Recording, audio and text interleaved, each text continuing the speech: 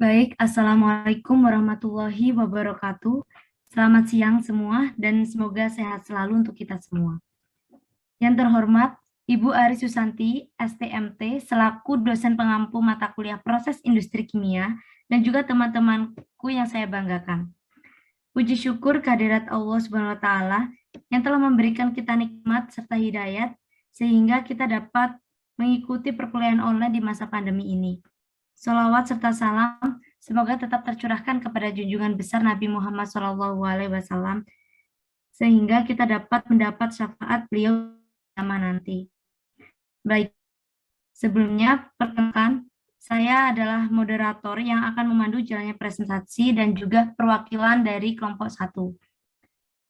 Materi yang akan kita presentasikan pada siang hari ini yaitu Industrial Pathways Bioethanol. Sebelum memulai diskusi dan juga presentasi, saya akan memperkenalkan nama anggota kelompok. Yang pertama ada Cerobina Bida Ayu Bestari dengan NIM 8, kemudian Putri Eka Yulianda dengan NIM 22, Emi Andika Sari dengan NIM 30, Novel Wisdan Pratama dengan NIM 44, Yosita Elza Devitri dengan NIM 55, Muhammad Iqbal Dwi Setiono dengan NIM 64, dan saya Diana Permata Nur Miftatunjana dengan NIM 66, dan terakhir Diana Vita Fatima dengan NIM 88. Terkait dengan kegiatan presentasi online hari ini, yaitu ada pembukaan, kemudian presentasi, kemudian tanya jawab, dan juga penutup. Presentasi kali ini berisi tentang yang pertama pendahuluan, berisi meliputi pengertian, sejarah, potensi pasar. Yang kedua, proses pembuatan etanol, meliputi etanol secara umum, produksi etanol dari jagung dry process, kemudian produksi etanol dari jagung wet process, kemudian produksi etanol dari tebu. Yang ketiga, produk, meliputi bioetanol generasi 1, 2, 3, 4, dan industri etanol. Yang keempat, keselamatan dan lingkungan, meliputi dampak limbah etanol, pemanfaatan limbah etanol, keselamatan kerja, jenis-jenis APD, dan lainnya. Untuk materi yang pertama akan dijelaskan oleh teman-teman. Baik, di sini saya akan menjelaskan yang pertama yaitu tentang potensi pasar, di mana industri pemakaian etanol antara lain industri kimia, farmasi, rokok kretek, kosmetika, industri tinta dan percetakan, industri mebel dan sebagai campuran premium. Perkembangan bioetanol di dunia ini juga disebabkan karena isu pemanasan global, yaitu dengan semakin tingginya emisi gas rumah kaca yang disebabkan oleh revolusi hijau, aktivitas industri, pembakaran BBM, dan pembakaran hutan. Potensi pemakaian etanol yang cukup bagus adalah sebagai campuran BBM untuk sektor transportasi. Etanol cocok sebagai aditif pada bahan bakar karena kandungan oksigennya tinggi, sehingga pembakaran lebih sempurna. Etanol sebagai bahan bakar juga ramah lingkungan, karena menghasilkan emisi gas karbon monoksida yang lebih rendah dibanding BBM. Selain itu, etanol juga mempunyai nilai oktan yang lebih tinggi, dan yang lebih penting lagi, etanol bersifat terbarukan. Next.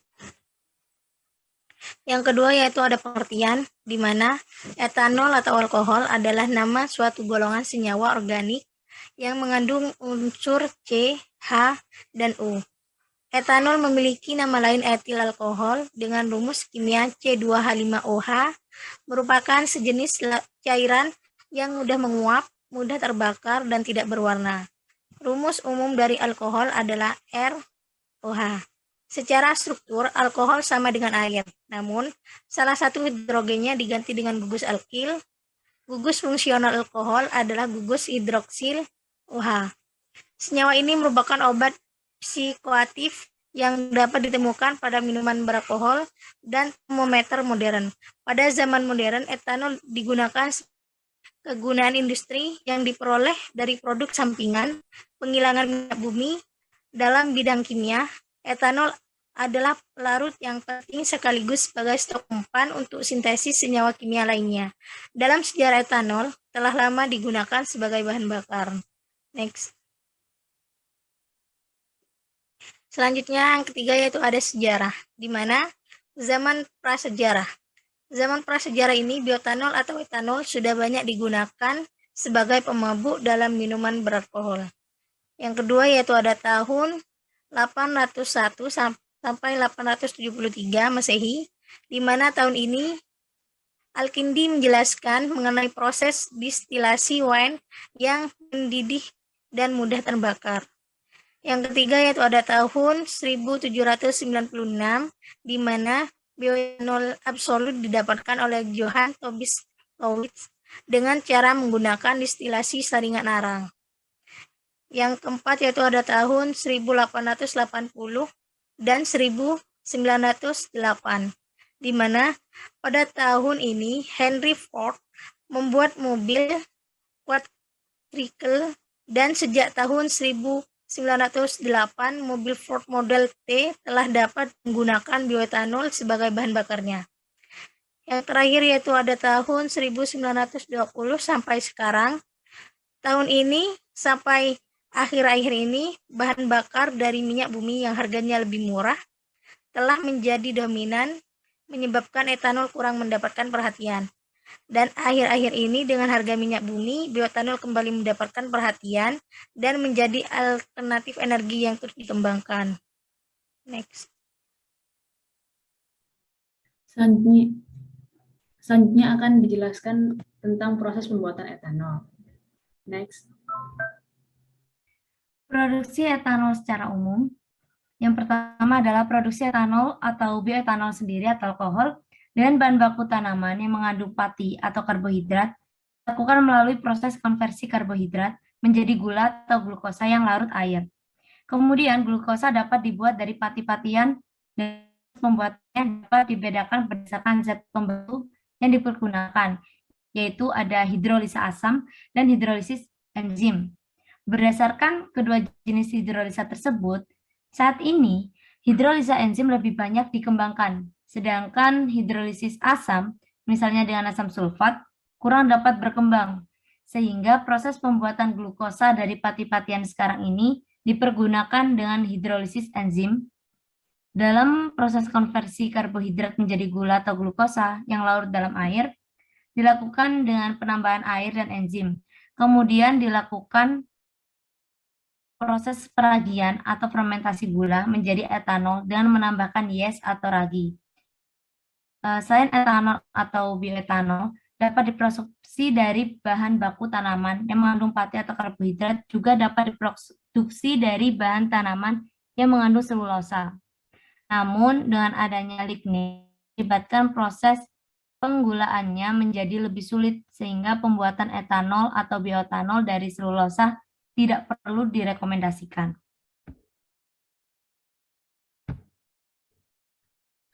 Proses fermentasi dimaksudkan untuk mengubah glukosa menjadi etanol atau bioetanol atau alkohol dengan menggunakan yes. Alkohol yang diperoleh dari proses fermentasi ini biasanya alkohol dengan kadar 8 hingga 10% volume. Sementara itu, bila fermentasi tersebut digunakan bahan baku gula atau molasses, proses pembuatan etanol dapat lebih cepat. Pembuatan etanol dari molasses tersebut juga mempunyai keuntungan lain, yaitu memerlukan bak fermentasi yang lebih kecil. Etanol yang dihasilkan dari proses fermentasi tersebut perlu ditingkatkan kualitasnya dengan membersihkannya dari zat-zat yang tidak diperlukan. Alkohol yang telah diproses atau hasil dari proses fermentasi tersebut masih mengandung gas-gas antara lain karbon dioksida yang ditimbulkan dari pengubah glukosa menjadi etanol atau bioetanol, dan juga aldehid yang perlu dibersihkan. Gas karbon dioksida pada hasil fermentasi tersebut biasanya mencapai hingga 35% volume, sehingga untuk memperoleh etanol atau bioetanol yang berkualitas baik harus dibersihkan dari gas tersebut. Proses pembersihan atau washing karbon dioksida dilakukan dengan menyaring etanol atau bioetanol yang terikat oleh karbon dioksida, sehingga diperoleh etanol atau bioetanol yang bersih yang mencapai 8 hingga 10% saja. Selanjutnya yaitu proses distilasi. Dalam proses distilasi ini terjadi proses dua tingkat, yaitu tingkat pertama dengan beer column dan tingkat kedua dengan freeing column. Definisi kadar alkohol atau etanol bioetanol dalam persen volume adalah volume etanol pada temperatur 15 derajat Celcius atau etanol dan bioetanol dalam persen volume yang terkandung dalam 100 satuan volume urutan etanol pada temperatur tertentu. Berdasarkan BKS alkohol spiritus, standar temperatur pengukuran adalah 27,5 derajat Celcius dan kadarnya 95,5% pada temperatur 27,5 derajat Celcius atau 96,2% pada temperatur 150 derajat Celcius. Fermentasi adalah bioetanol atau alkohol yang mempunyai kemurnian sekitar 30 hingga 30 hingga 40% dan belum dapat dikategorikan sebagai full base etanol. Agar dapat mencapai kemurnian di atas 95%, maka alkohol hasil fermentasi harus melalui proses distilasi tersebut. Proses distilasi ini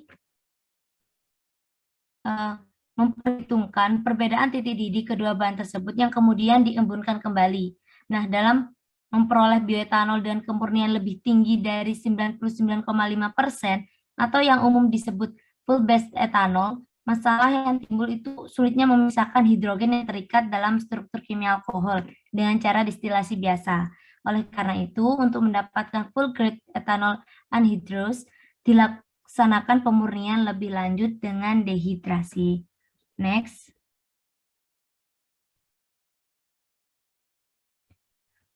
Produksi etanol dari jagung atau dry process.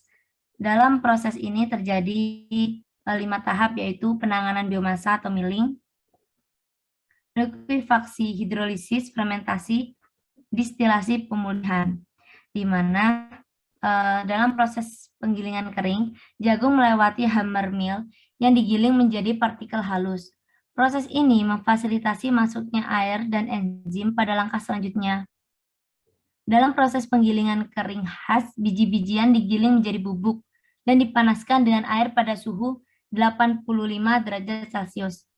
Saat masih panas, ditambahkan bubuk enzim alamilase dan campuran dipanaskan pada suhu 110 hingga 150 derajat Celcius selama 1 jam. Hal ini menyebabkan pencairan pati dan menurunkan tingkat bakteri. Kemudian proses pendinginan sampai 85,5 derajat Celcius dan ditahan pada suhu ini selama 1 jam setelah penambahan dengan lebih banyak jumlah enzim alfa amilase. Kemudian dalam proses fermentasi, ragi mengubah glukosa menjadi etanol dan karbon dioksida. Proses fermentasi dapat dilakukan secara batch, diadakan sampai proses selesai dalam waktu 48 jam atau dapat dioperasikan secara kontinu dengan menambahkan gula secara terus-menerus dan pengambilan kaldu fermentasi yang dikenal dengan sebutan beer. Biasanya, untuk menyelesaikan proses fermentasi dibutuhkan waktu sekitar 40 hingga 50 jam. Selama fermentasi sendiri, tumbukan diaduk terus-menerus untuk mendistribusikan ragi secara merata dan menjaganya tetap dingin dan sangat aktif. Setelah fermentasi, bir yang dihasilkan dipindahkan ke kolam distilasi di mana etanol dipisahkan dari sisa-sisa. Sisa yang mengandung sisa protein, minyak, dan serat dikeringkan menjadi produk protein 27% yang dikenal sebagai penyuling biji-bijian kering dengan pelarut DDGS atau hanya biji-bijian kering penyuling atau DDG. Tergantung apakah sirup proses digabungkan dengan padatan atau tidak dan digunakan pada pakan ternak. Next.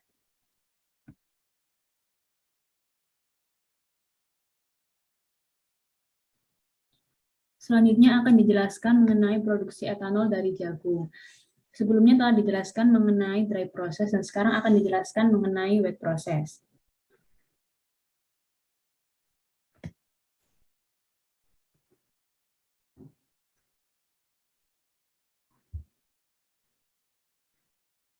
Untuk wet process, produk utama basa penggilingan termasuk produk turunan dari pati dan pati itu sendiri. Misalnya itu tinggi sirup jagung, fruktosa, dan etanol, minyak jagung, dan gluten jagung.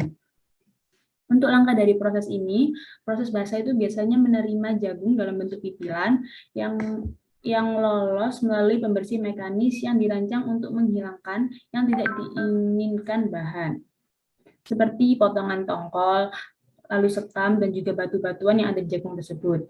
Jagung yang sudah dibersihkan tadi itu selanjutnya dimasukkan ke dalam tangki yang disebut tangki curam atau steep tank, di mana jagung yang berupa kepingan tersebut direndam dalam asam sulfat encer dari 24 hingga 48 jam pada suhu 52 derajat Celcius.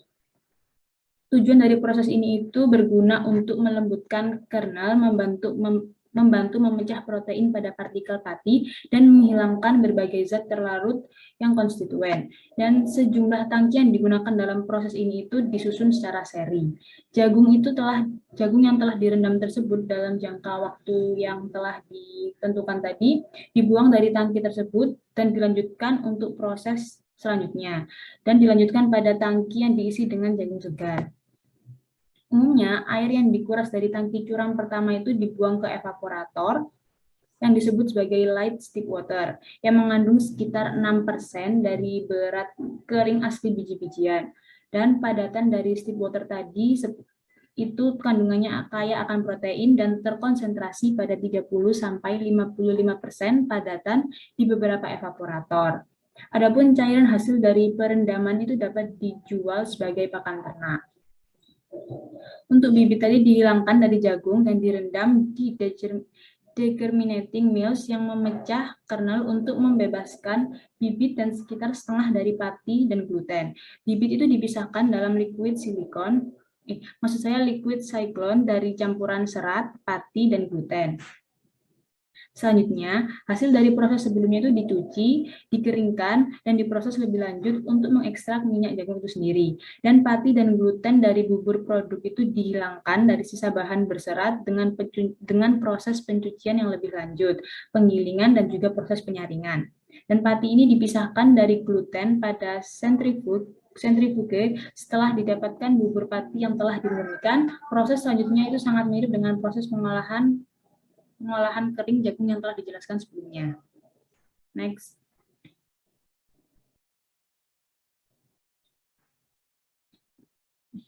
Selanjutnya akan dijelaskan mengenai produksi etanol yang berbahan dasar tebu. Untuk uraian prosesnya yaitu, pertama dimulai dari milling stone atau stasiun gilingan yang merupakan tahapan awal pada proses pengolahan tebu menjadi etanol ini. Dan prinsip kerja dari stasiun gilingan atau milling stone di pabrik gula adalah untuk memerah nira yang terkandung dalam batang tebu semaksimal mungkin dan kandungan gula dalam ampas seminimal mungkin. Dan proses pemerahan nira di pabrik gula ini melalui beberapa tahap. Lalu setelah melalui milling stone, dilanjutkan dengan proses sulfitasi. Pada pemurnian cara sulfitasi ini memberikan kapur berlebihan, dan kelebihan kapur ini akan dinetralkan kembali dengan gas sulfit. Penambahan gas SO2 pada proses ini menyebabkan SO2 itu sendiri bergabung dengan CaO untuk membentuk CaSO3 yang mengendap. SO2 ini memperlambat reaksi antara asam amino dan gula reduksi yang dapat mengakibatkan terbentuknya zat warna gelap. Dan SO2 dalam larutan asam dapat mereduksi ion ferric sehingga menurunkan efek oksidasi. Untuk proses sulfitasi ini ada beberapa macam. Yang pertama ada sulfitasi dingin. Untuk sulfitasi dingin, nira mentah itu disulfitasi sampai pH 3,8, kemudian diberi kapur hingga menunjukkan pH 7. Dan setelah itu dipanaskan sampai mendidih dan kotorannya dapat diendapkan. Untuk proses sulfitasi yang kedua yaitu sulfitasi panas.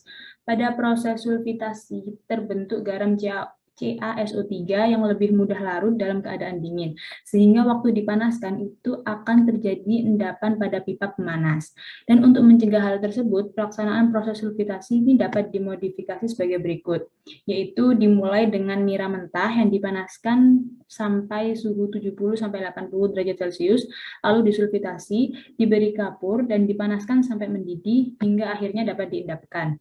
pada suhu kira-kira 75 derajat Celcius, kelarutan CaSO3 itu menunjukkan yang paling kecil. Next. Mohon maaf untuk proses produksi dari etanol dari bahan tebu itu masih belum selesai. Bisa diulang slide-nya.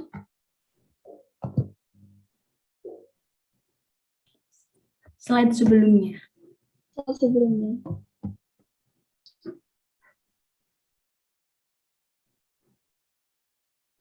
Iya, baik. Baik, saya akan melanjutkan penjelasan dari rekan saya tentang produksi etanol berbahan dasar dari tebu.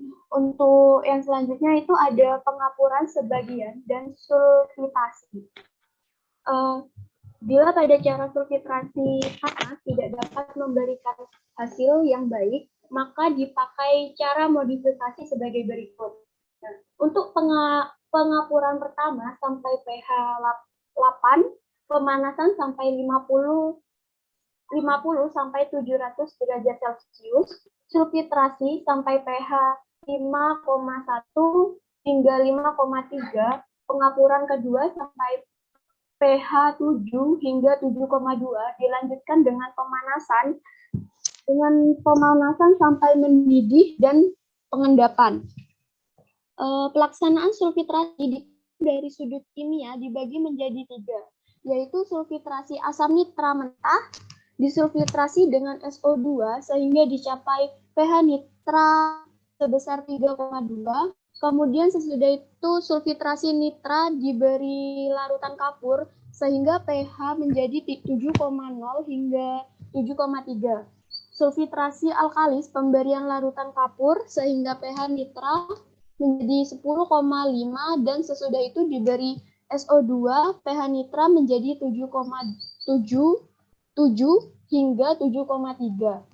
Sulfitrasi netral pemberian larutan kapur sehingga pH nitra 8,5 dan ditambah gas SO2 pH nira menjadi 7 hingga 7,3. Pada proses ketiga yaitu proses liming adalah proses pembersihan jus hasil ekstraksi dengan menggunakan semacam kapur atau slake lime yang akan mengendapkan sebanyak mungkin kotoran untuk kemudian kotoran ini dapat dikirim kembali ke lahan.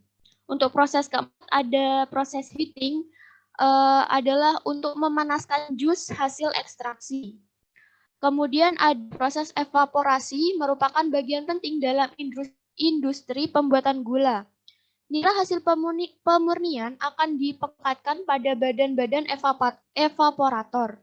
Akibat dari pemekatan air nira tersebut pada selongsong tub evaporator terdapat kerak yang melapisi dinding-dinding tub evaporator. Hal ini berakibat terjadinya penurunan transfer panas pada tub-tub dan juga terkadang akan membuat tub evaporator tersumbat.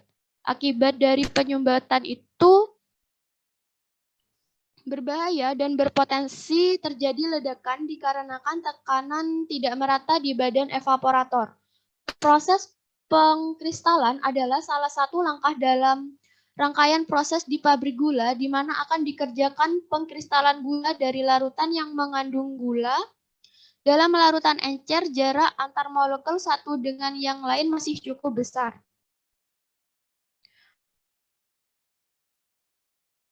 Pada proses penguapan, jarak antara masing-masing molekul dalam larutan tersebut saling mendekat.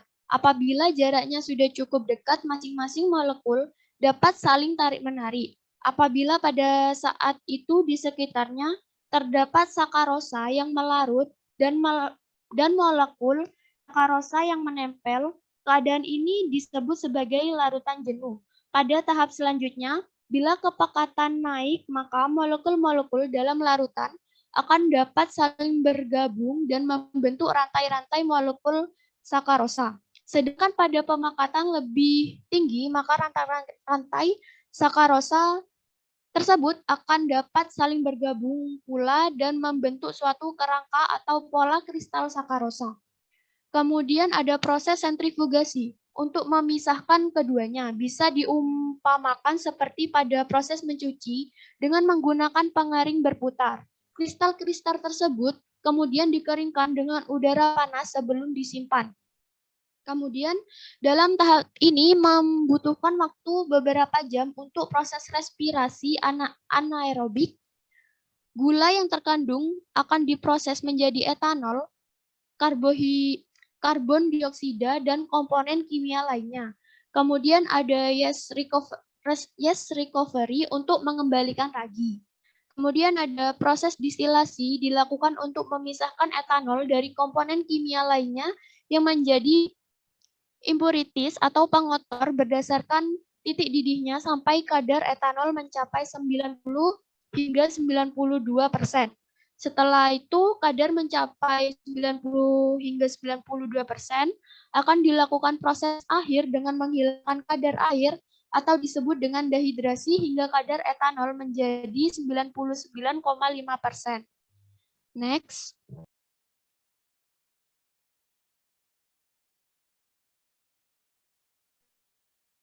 Untuk bab selanjutnya yaitu akan menjelaskan yaitu mengenai produk.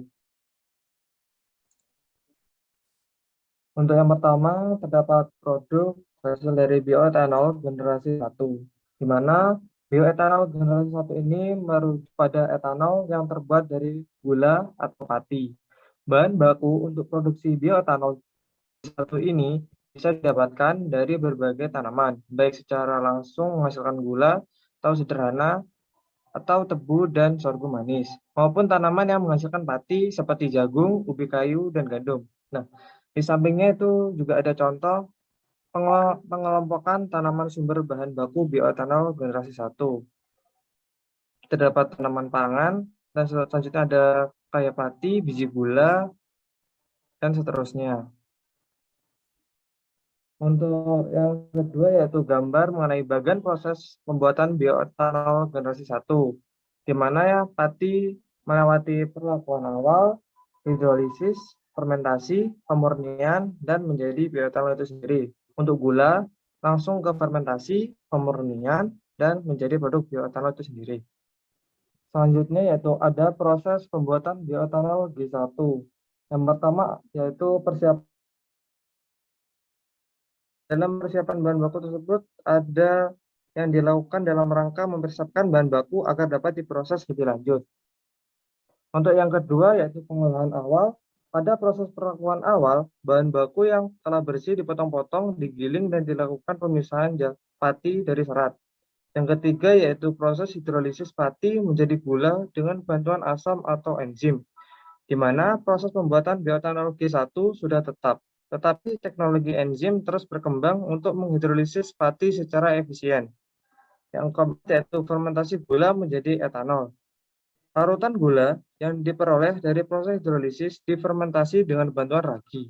Ragi yang digunakan biasanya Saccharomyces cerevisiae, bakteri Ximomonas mobilis juga sering digunakan dalam proses fermentasi etanol ini. Konsentrasi etanol yang dicapai dari proses fermentasi adalah 10%. Yang kelima yaitu proses pemurnian etanol. Tahap terakhir adalah pemurnian alkohol hasil fermentasi melalui proses destilasi dan dehidrasi sehingga dicapai bioetanol kualitas bahan bakar kadar lebih dari 99,5%. Next. Selanjutnya yaitu ada bioetanol generasi 2, di mana bioetanol generasi 2 adalah bioetanol yang berbahan baku biomasa lignoselulosa dan biomasa lignoselulosa ini sendiri untuk diproduksi bioetanol dapat diperoleh dari berbagai limbah seperti limbah pertanian, perkebunan, kehutanan, industri, dan limbah organik perkotaan. Selanjutnya yaitu proses pembuatan bioetanol G2. Contoh biomasa lignoselulosa yang berpotensi sebagai bahan baku bioetanol adalah jerami, padi, bagas tebu, bagas sorghum, tongkol jagung, tandan kosong kelapa sawit, limbah kayu, sampah organik padat, dan lain-lainnya. Proses pembuatan bioetanol G2 dapat dilakukan dengan yang pertama metode konversi biokimia, yang kedua metode termobiokimia atau termokimia, Yang ketiga, metode biokimia terdiri atas 4 tahapan, yaitu perlakuan awal, pretreatment, sakarifikasi, fermentasi, dan pemurnian. Selanjutnya yaitu metode konversi biokimia. Yang pertama, perlakuan awal, pretreatment proses. Perlakuan awal pada proses produksi bioetanol G2 meliputi pemisahan komponen lignin pada biomasa lignoselulosa untuk memperoleh komponen selulosa dan hemiselulosa atau holoselulosa agar mudah dihidrolisis secara enzimatis maupun kimiawi. Di mana untuk tujuan utama proses perlakuan awal pada biomasa lignoselulosa adalah degradasi lignin sehingga terpisah dari selulosa. Dan selanjutnya yaitu faktor-faktor yang menentukan keberhasilan.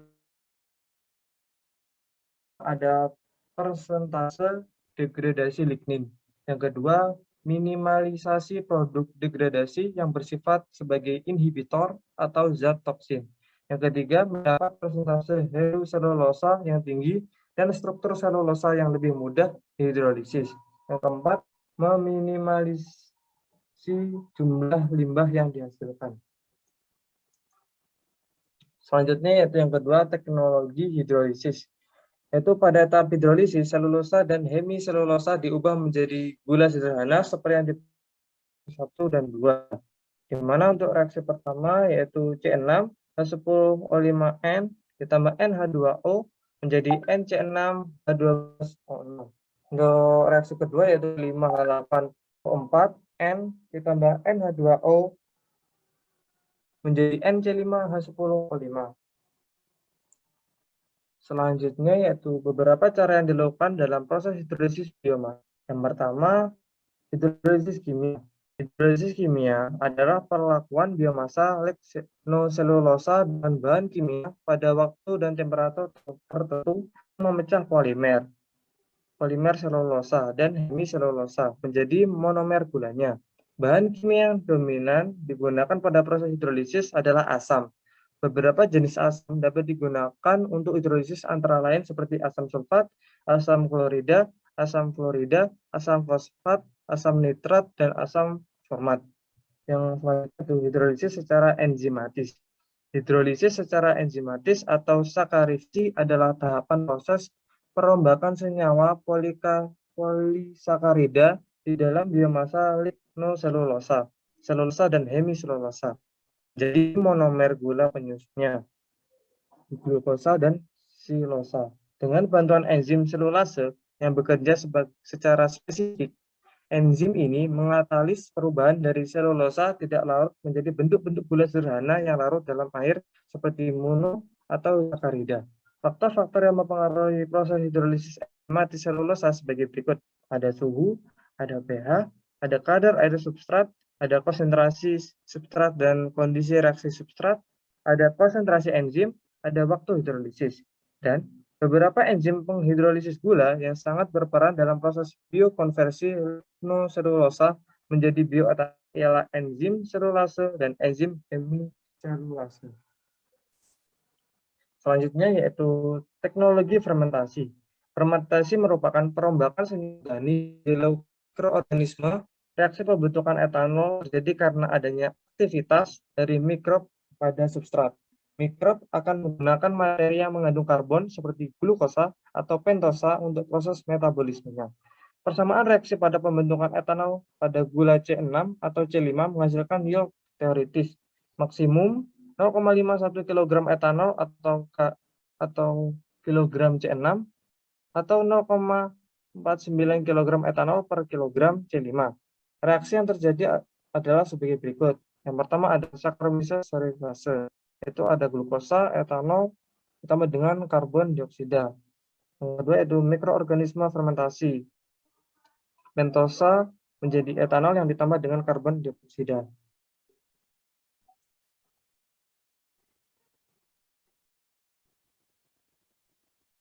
Selanjutnya akan dijelaskan oleh teman saya.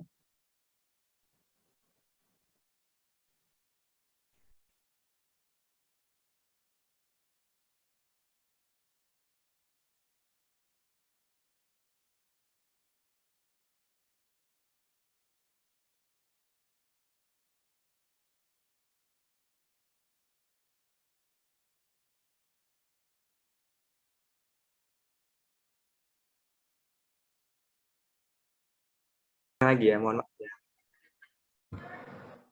Baik, selanjutnya metode termokimia. Pembuatan bioetanol dengan metode termobiokimia adalah proses gasifikasi untuk memecah biomasa menjadi gas sintetis atau campuran karbon monoksida dan hidrogen. Dan gas sintesis tersebut kemudian difermentasi menjadi bioetanol dengan bantuan mikroba. Adapun proses gasifikasi fermentasi gas sintesis untuk produksi bioetanol, yang pertama yaitu konversi gas sintesis menjadi etanol. Pada gambar di samping, yaitu skema proses konversi biomasa lignoselulosa menjadi bioetanol. Pertama-tama, biomasa disiapkan bahan bakunya dengan pemilihan, pengeringan, dan juga penggilingan. Untuk proses termokimia melewati proses gasifikasi, lalu gas sintesis, lalu pengkondisian dan pembersihan gas sintesis, lalu proses katalis logam transisi, sehingga terhasilkan etanol. Dan untuk menghasilkan etanol full grade, dilakukan pemisahan dan pemurnian etanol atau yang disebut distilasi dan dehidrasi. Kemudian untuk proses termokimia atau biokimia, bahan yang sudah disiapkan dengan pemilihan, pengeringan, dan penggilingan, dilakukan proses gasifikasi, gas sintesis, lalu pengkondisian dan pembersihan gas sintesis, lalu dilakukan fermentasi sehingga menghasilkan etanol. Lalu untuk menghasilkan etanol full grade dilakukan pula pemisahan dan pemurnian etanol atau distilasi dan dehidrasi. Next. Proses gasifikasi, gas sintesis, dan proses fermentasi gas sintesis menjadi bioetanol. Yang pertama, gasifikasi dan gas sintesis. Gasifikasi adalah proses termokimia material karbon seperti biomasa menjadi bahan bakar gas atau bahan kimia.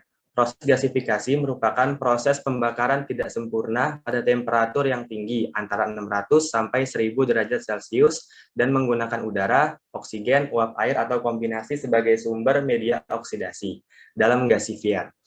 Yang kedua, pada proses fermentasi gas sintesis menjadi bioetanol, sebelum gas sintesis dialirkan ke fermentor, gas dibersihkan terlebih dahulu. Gas sintesis yang dihasilkan dari gasifier masuk ke siklon untuk memisahkan partikel biomasa yang tidak terkonversi menjadi gas, yang mungkin ikut dengan aliran gas. Setelah itu, gas sintesis yang akan diproses pada tahap fermentasi dilewatkan ke alat penyerap atau scrubber untuk memisahkan pengotor lain, misalnya uap air atau tar ya, atau uap senyawa organik yang mungkin ikut di aliran gas. Next. Lalu selanjutnya ada bioetanol generasi 3 atau yang biasa disebut bioetanol G3 yang merupakan bioetanol berbahan baku berupa alga. Berdasarkan morfologi dan ukurannya, alga dibedakan menjadi dua jenis, yaitu makroalga dan mikroalga. Keunggulan bioetanol G3, yang pertama, mikroalga dapat dipanen sepanjang tahun dengan waktu panen yang cukup singkat, yaitu 1-10 hari. Yang kedua, perolehan etanol per satuan luar alga juga lebih besar dibandingkan dengan biomasa lain. Yang ketiga, mikroalga di air payau dan lahan yang sesuai untuk pertanian. Oleh karenanya, pembudidayaannya tidak akan berdampak negatif pada pemakaian lahan pertanian. Bisa dilanjut. Lalu untuk tahapan proses produksi bioetanol G3, yang pertama ada proses pembudidayaan dan pemanenan alga itu sendiri. Dalam proses pembudidayaan alga, digunakan dua metode. Yang pertama yaitu sistem kolom terbuka dan fotobioreaktor tertutup. Sistem kolom terbuka adalah cara paling umum dan murah yang digunakan untuk produksi biomasa berskala besar. Kelemahannya, konsentrasi biomasa yang diperoleh dengan menggunakan sistem kolom terbuka lebih rendah, yaitu 0,5 sampai 1 kg meter kubik dibandingkan menggunakan sistem fotobioreaktor tertutup yang mencapai 2 sampai 9 kg meter kubik. Lalu untuk perlakuan awalnya dapat dilakukan secara fisika, kimia secara asam dan basah, dan biologi. Perlakuan awal dengan menggunakan ammonia fiber explosion menghasilkan perolehan gula tertinggi, yaitu 0,5 gram gula per gram biomasa dan perolehan etanol maksimum 0,32 gram etanol per gram biomasa.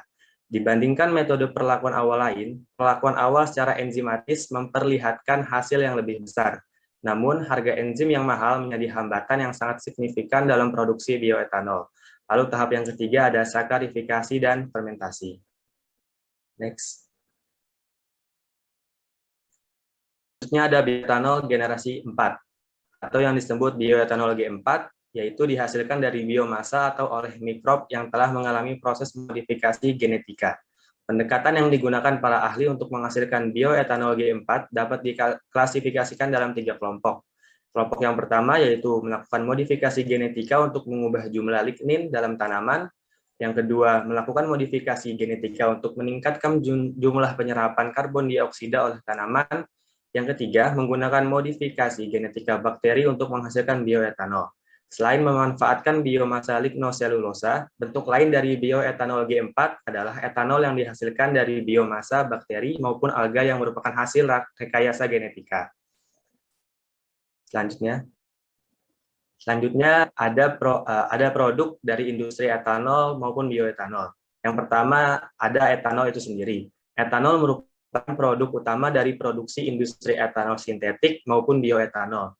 Etanol memiliki karakteristik mudah terbakar, mudah menguap, dan merupakan pelarut yang baik. Etanol banyak digunakan sebagai campuran bahan bakar kendaraan, industri parfum, obat-obatan, produksi hand sanitizer, dan industri kosmetik. Untuk berdasarkan tingkatnya, etanol diklasifikasikan menurut kemurniannya. Etanol dengan grade 90% sampai 96,5% digunakan pada skala industri. Etanol dengan grade 96% sampai 99,5% dapat digunakan sebagai campuran miras dan bahan dasar industri farmasi. Lalu etanol dengan grade 99,5% sampai 100% dapat dimanfaatkan sebagai campuran bahan bakar untuk kendaraan. Next. Lalu produk yang kedua yaitu bahan bakar. Etanol sebagai bahan bakar digunakan untuk mencampur BBM yang sudah ada atau dapat digunakan sebagai alternatif pengganti BBM secara keseluruhan. Etanol dapat mengoptimalkan kinerja mesin kendaraan dan menyempurnakan proses pembakaran sehingga lebih ramah lingkungan. Etanol sebagai campuran dari bahan bakar kendaraan, komposisinya yaitu 25% bioetanol dan 75% minyak bumi. Produk selanjutnya ada hand sanitizer. Etanol sebagai antiseptik digunakan dalam produksi hand sanitizer dengan kadar etanol antara 60-80% dengan campuran lain seperti gliserin dan aloe vera. Next. Lalu produk selanjutnya yaitu parfum. Etanol juga digunakan sebagai bahan campuran dalam pembuatan parfum. Hal ini dikarenakan sifat dari etanol yang mudah menguap, maka pencampuran ini dilakukan dengan tujuan untuk mengangkat aroma parfum agar lebih menyebar. Biasanya, etanol yang terkandung dalam parfum sebesar 15-25%.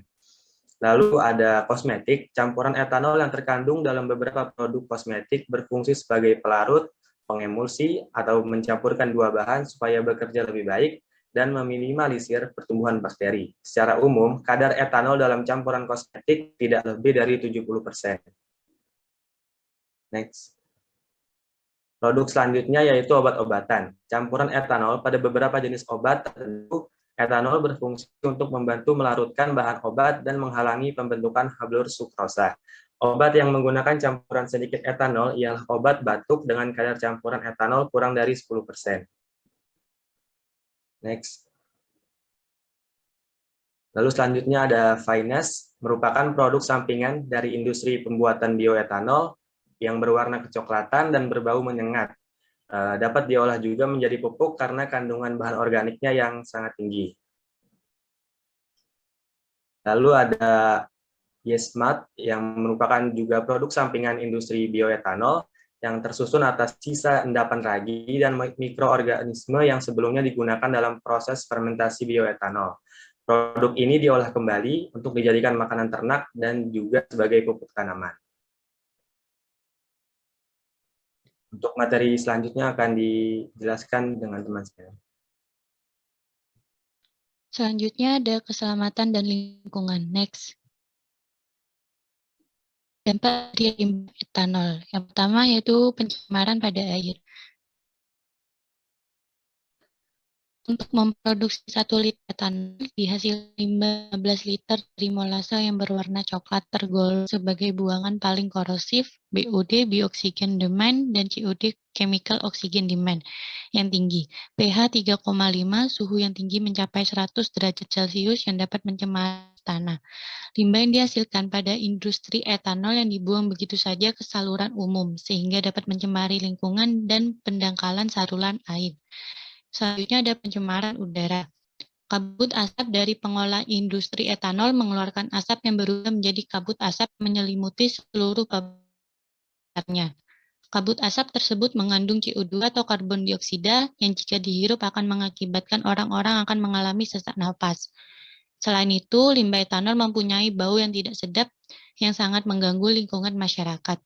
Dan selanjutnya ada dampak pada kesehatan.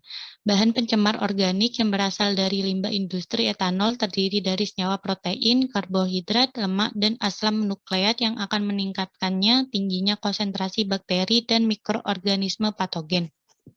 Peningkatan ini akan membawa dampak patogenik di mana bakteri dan virus terdapat dalam jumlah yang cukup banyak dan membahayakan kesehatan. Next. Selanjutnya ada pemanfaatan limbah etanol. Yang pertama, memekatkan limbah dengan evaporator. Kemudian menggabutkan limbah pekat ke dalam tanur pembakaran bersuhu 800 derajat Celcius sehingga bahan organik dalam limbah terbakar habis. Sehingga dihasilkan buah hasil pembakaran itu ternyata mengandung kalium sehingga dapat diolah menjadi bahan baku pembuatan pupuk. Limbah ini juga dimanfaatkan dan dapat diolah menjadi pupuk organik cair atau POC. Dalam rangka mengatasi pencemaran air oleh limbah etanol, para pakar telah mencoba merekayasa mikroba untuk mendapatkan strain mikroba yang dapat membantu mengatasi pencemaran. Apabila konsentrasi limbah etanol yang mencemari air sungai berada di atas ambang batas, maka akan mengancam kelangsungan hidup organisme lain. Limbah cair etanol sangat bermanfaat bagi tanaman, karena di dalam limbah cair etanol tersebut terdapat glukosa, karbohidrat, dan etanol.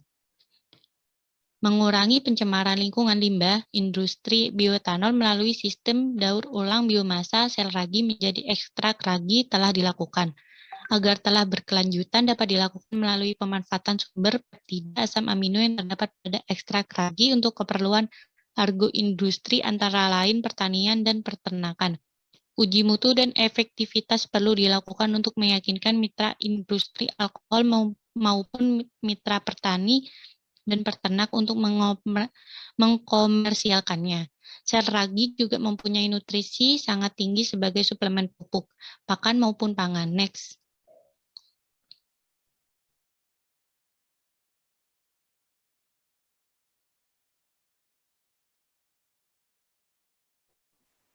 Udah di pause nih.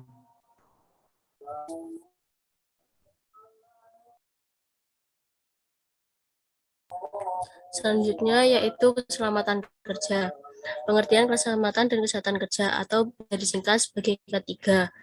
Salah satu upaya untuk menciptakan tempat kerja yang aman, sehat, bebas dari pencemaran lingkungan. Dia dapat mengurangi dan atau bebas dari kecelakaan kerja dan penyakit akibat kerja yang pada akhirnya dapat meningkatkan efisiensi dan produktivitas kerja. Lalu ada tujuan K3. Yang pertama sebagai alat untuk mencapai derajat kesehatan kerja yang setinggi-tingginya, baik buruh, pegawai negeri maupun pekerja bebas. Yang kedua sebagai upaya untuk mencegah dan mengurangi kecelakaan saat bekerja.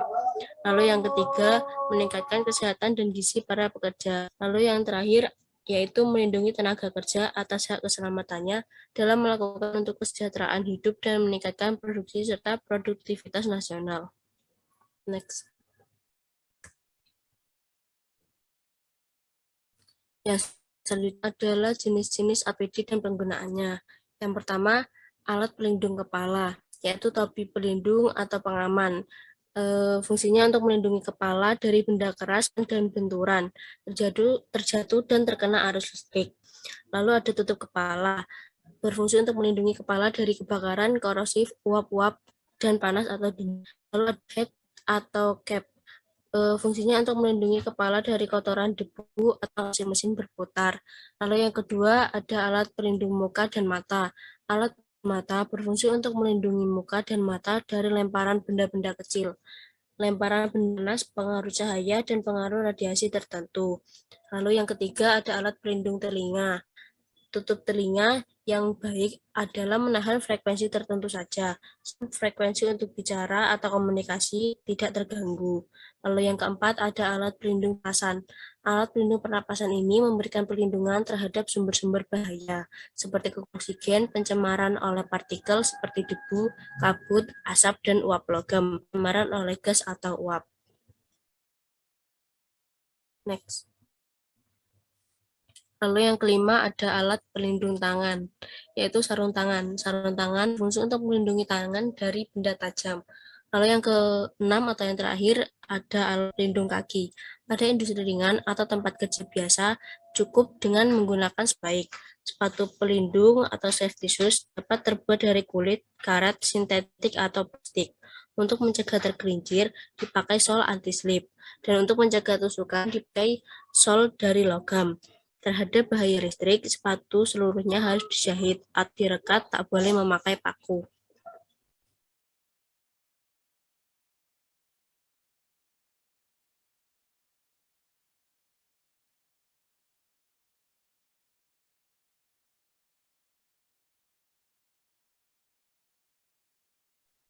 Baik, berikut merupakan referensi yang kami ambil untuk PPT ini. Next.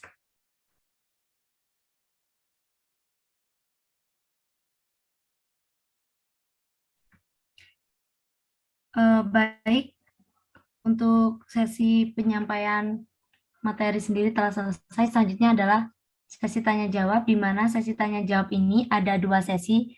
Sesi pertama akan ditampung 4 pertanyaan, dan sesi kedua juga ditampung 4 pertanyaan. Sekian dari kelompok kami. Jika ada salah kata, mohon maaf. Wassalamualaikum warahmatullahi wabarakatuh.